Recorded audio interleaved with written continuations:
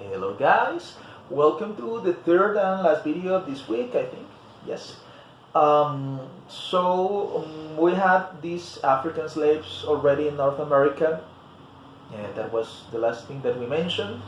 Um, they were not, in most of the cases, not exhausted anymore, but they were given a better treatment that was still horrible, right? Um, the language started being altered, right? First of all, remember that at the beginning they have all these dialects or languages that were originally from Africa that were normally not shared. But then these languages started like being mixed with the local English, and also we have these additional components of the slaves who were born in America. So they had this combination of the um, English that was local and some of the mixture of dialects of former African dialects that they could find over there, the ones from their parents, but also the ones from their partners of misfortune, like some other African people or that probably spoke some different dialects. So this became like a big mixture in here, right? Let's say that at some point people started developing this English-based language that was simplified. Yeah, so we have, for example, verb forms such as me go or run school or him don't go, right? Um, it is a language that doesn't really require knowing grammar. It's only like repetition of certain verbs or actions or commands, sometimes with pronouns that are not correctly used. That is a little bit crude, yes, but that was somehow enough to carry out simple tasks or to receive orders or to receive, different things like that. Um, from here, it is that there are like some other additions, right? Such as certain regions, such as Louisiana, for example, in which there was a high influence of French, and then there was this combination between the English, the African dialects, and the French. And here is where we are going to find Creole dialects and Creole manifestations of language that are, have persisted until today. So you go to all this zone of New Orleans, of Louisiana, and you will see a strong black influence on the African tradition, plus all the other mixtures and combinations that were available at the time. This, of course, not only happened for the mixture reasons, but also because at some point privacy demanded that slaves talked among each other without, let's say, their owners to notice or to know what they were talking about. So they also created these other adaptations of language, dialects, slangs, etc., that were sort of secret or private or somehow exclusive to certain groups of people. These had a lot of different influence in not only linguistic terms but also in cultural terms, because we have all these different cultures and influences into their habits, practices. They brought many of them their religions, their rites, some of their somehow magical beliefs, animistic beliefs, until it became something very syncretic. Syncretic means that it's like a combination between official religion and pagan rites. Yes, that is actually what happened to many Christian celebrations, such as Christmas. And there was, some celebration for a pagan deity or for a pagan celebration. and well, we have all these different things that happen in there. Happen also in terms of music, and that is why we have blues. That is why we have jazz, and all these genres, musical genres, with a high tradition of the black community from the original African origin, and or procedence, and let's say that this, of course, permeated into literature as well. So even though they didn't know back then how to read or write, because again they were not considered as being human at the beginning. Well, this mixture started like advancing somehow. Yes, because then the slave started like. I mean, the word is unfortunate, right? But gaining some status, even though they were still slaves. So if we think about the original slave that was normally, let's say, employed as a tool for physical work, eventually there was the slave who worked on plantations, the slave who was allowed into the house as a maid, as a housemaid, as a chef, I mean a cooker, right? The slave who eventually became a juggler, right? That used some of his talents for music or for acrobatics, to entertain people, singing, dancing, playing instruments, until even and that was, of course, much later. Certain slaves, women slaves that were used as escorts, sexually speaking, but also as company in certain events, because I mean it showed a certain level of status if you were able to educate your slave and make her behave in society somehow, right? So that also happened at some point. So that's a little bit what happened in there. If you go, for example, to the slide number 96, you will see a fragment of the book The Adventures of Huckleberry Finn.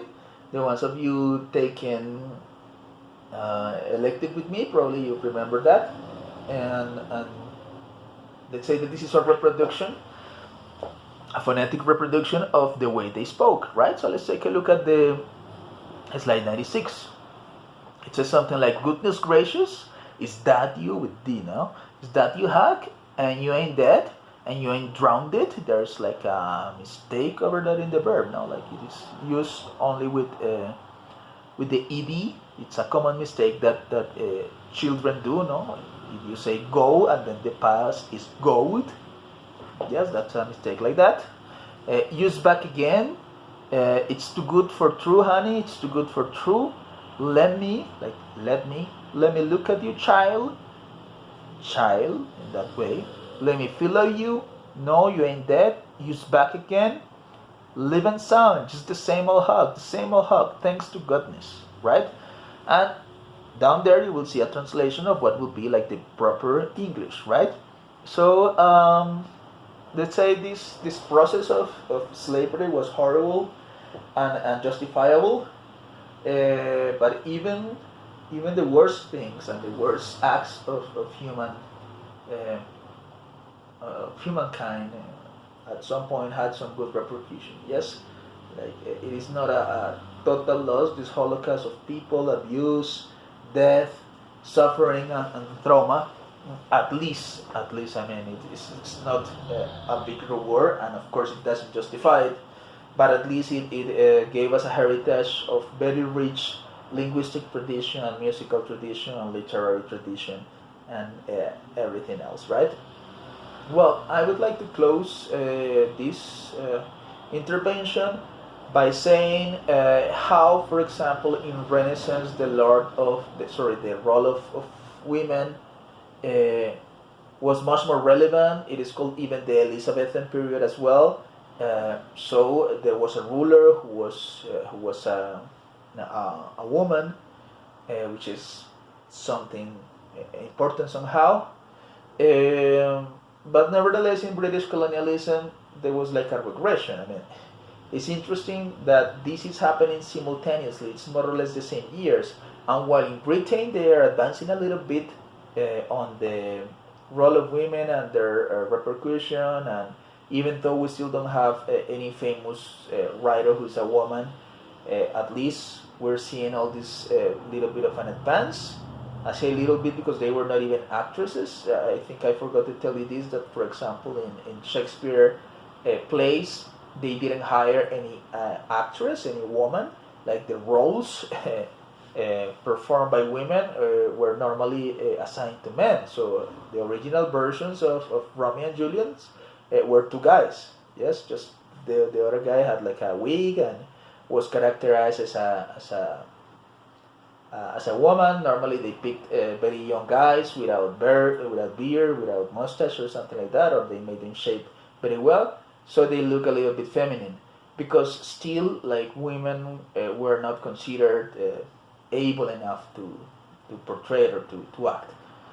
So I'm being conservative when I say that in Britain was a little bit of advance. Well, in British colonialism, I mean, what was happening in America was a complete regression, going back, because the Pilgrims normally were very authoritative with their women. Women again were only like used somehow for reproduction.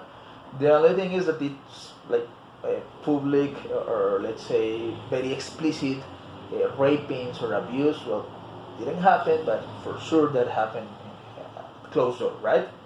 And well, think about that in terms of Native Americans as well, that normally are very let's say man-based culture, and if you think about African Americans, well, complete abuse, right?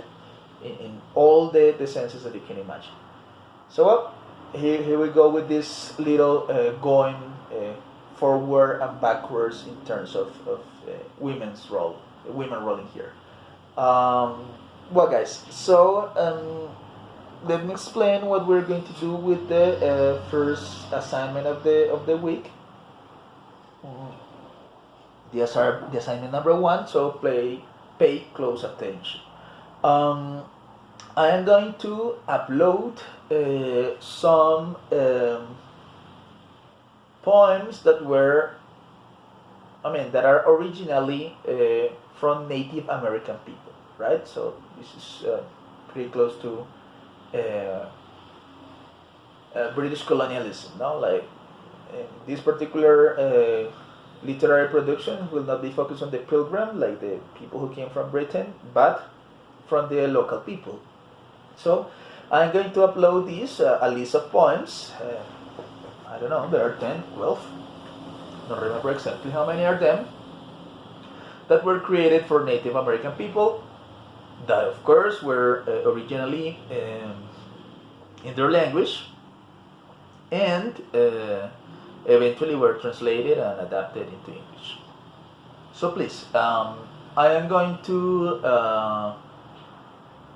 write the list of your names, and I'm going to assign each person a poem, right? As you are 30 something, they will repeat, of course.